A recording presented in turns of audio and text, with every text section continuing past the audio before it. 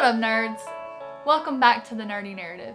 My name is Leslie Smith, and in today's episode of fun, I am going to do a little review on a debut novel by Duncan Swan called Monstre. So this book came out mid-September 2020, and it is published by Super Hoot Publishing, which I believe is the first book I've ever read by that particular company. I am very impressed. The book is beautiful. The page quality is top-notch. I have zero complaints about the physical appearance of this book. So the material that the cover is made out of is very spine cracking resistant, for lack of better words. It's just a good thick material. Like I said, the pages, just the quality of the feel and the texture and the thickness is just amazing. With that said, obviously with quality comes a pretty big price tag. So this sucker is $19.99, which I think is a little priced out of its range for a paperback. $19.99 is a little more than what you would pay for most new hardback releases. I think that price tag is going to be a bit of an issue as far as selling physical copies. The ebook copy, last time I checked, was around $9.99, so that's probably going to be the route more people go. This is an ARC that I received in exchange for an honest review, so I did not purchase it, but I definitely, if I had purchased it, it would have been the ebook. This book is my top favorite post-apocalyptic thriller I have read this year. And I've really been trying to think hard about ones I've read in the past, and I just can't think of one that would even compare or come close to competing with the level of enjoyment that I had while reading this book. If you thrive off of fast-paced, high heart rate inducing dystopian novels with an undertone of dark horror, this is the book for you. From the first few pages right up through to the very end, this book delivers. The action is just non-stop. The intrigue and the fear of the unknown as far as what would happen, how would humanity survive after a nuclear fallout or an accident such as the one that takes place in this book, is just heart-pounding. When I started it, I did not want to put it down, although I had to a couple of times just to let my heart rate come down. I'm not kidding. Like physically, my heart rate was just staying so high that after 30 minutes of reading, I would just have to put the book down to let myself calm down. So, and like I mentioned earlier, this is Duncan Swan's debut novel. I do believe he spent several years working on it and just getting it perfected, and it absolutely shows. He is a South African born and raised gentleman who is currently living in LA with his wife and daughter. And I think that's the perfect place for him to live right now. I fully expect in the future to hear that the movie rights have been purchased, or even better, if Netflix picked it up, because this is exactly the kind of darkness and grit that Netflix has kind of centered their brand around the last couple of years with what they've been putting out, and it would just absolutely be perfect. I think they could do a really good job.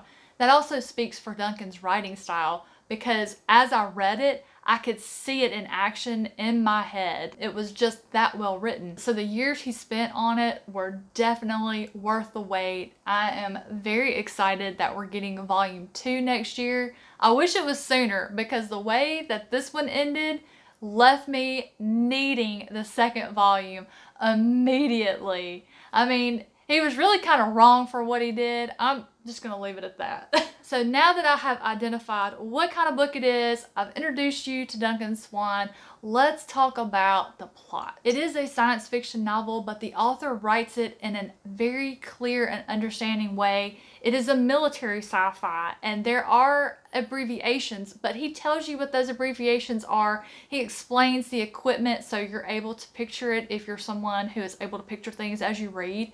But he made it understandable, which I appreciate. And while I found several quotes and passages, even whole chapters that I just absolutely loved and reread several times, there's one quote that I found that I just felt perfectly summarized this story, and also gives you a bit of a taste of Duncan Swan's writing style. It's a wall of darkness blowing in off the North Atlantic, its leading front touching the ground like a curtain, purple lightning crawling along its edges, looking like one of those incredible dust storms he had seen on the Discovery Channel. So big it altered global weather patterns. So dark it blocked out the sun. So thick it killed radio signals.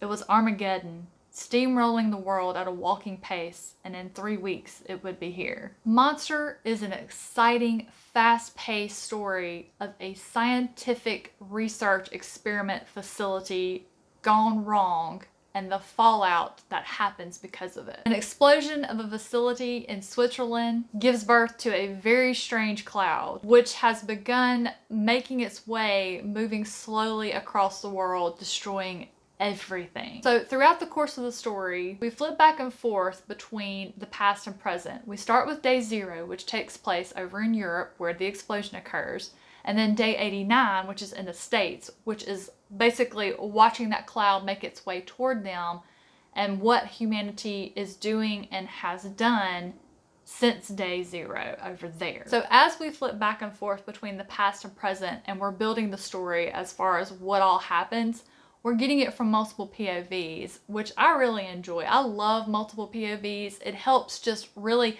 round out the story as far as what is happening because you're seeing it from different perspectives. What made this story just so thrilling and exciting and unputdownable is just you're on the edge of your seat, because when you're in the past, when the explosion happens, you're just rooting for the people to be able to make it and get through it. And then when you're when you start in day 89 with the people in the States seeing this cloud coming and the destruction and the loss of hope, but still trying to find a way to survive, is just so gripping. It's so powerful. It's so relatable. It's described in a way that is exactly how I would feel the world would look in such a situation and how people would react, and just exactly what becomes of humanity is absolutely frightening. Because do you think laws and government still stand